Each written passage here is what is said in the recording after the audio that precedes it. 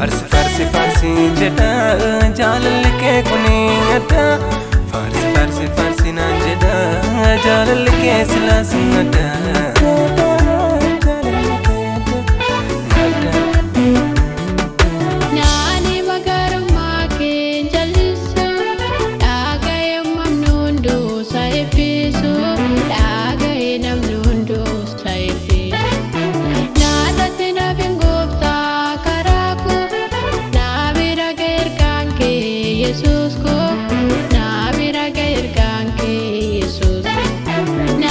Magarumma keen jallisu dhagaye uumamnuundu saayibbisu dhagaye namnuundu saayibbisu naarratti naaf hin gooftaa karaa koo naa bira ga'e ergaan kee Yesuus koo naa bira ga'e ergaan kee Yesuus koo yaa Waaqayyoo guddina maqaa keessaan eebbisa waaqummaa kee hiyyennaa agarsiisa.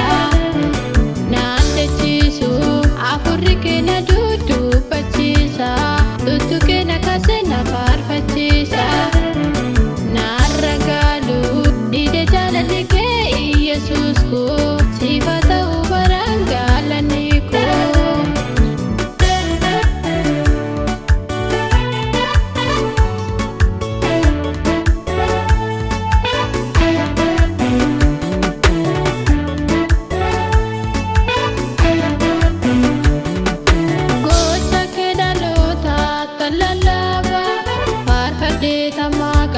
Kelul kaba, farfadde tamaka kelul kaba. Jitu wacha jama moti kuda, kanaka kenjiru kabdu muda, baruma barani ulfadoka. Ya Waaqayyoo guddina maqaa keessaan eebbisa, waaqummaa kee hiyyennaa agarsiisa. Naan dachiisu afurikena dudu pachisa. Tutukena kasena farfachisa. Naragalu dide jalali ke Yesus ko, sifata ubarangalani ko. Jalala jalala jalala ate jalala. Jalala jalala jalala Yesu jalala. Jalala jalala jalala ate jalala yomiyu Yesus ate jalala.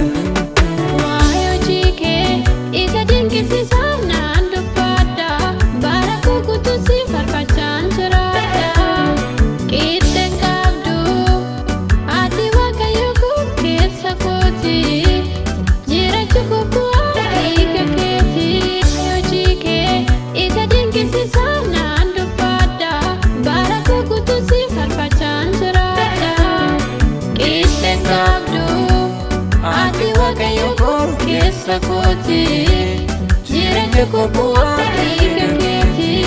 Yaa Waaqayyoo guddina maqaa keessaan eebbisa, waaqummaa kee hiyyennaa agarsiisa. Naan dachiisu afurikena dudu pachisa, tutukena kasena farfachisa. Naragalu dide jalali kee Yesuus koo, sifata ubarangalani ko. Farsi jedha jaalalli kee kuni adda. Farsi farsi farsi naan jedha jaalalli kee silaa sin adda.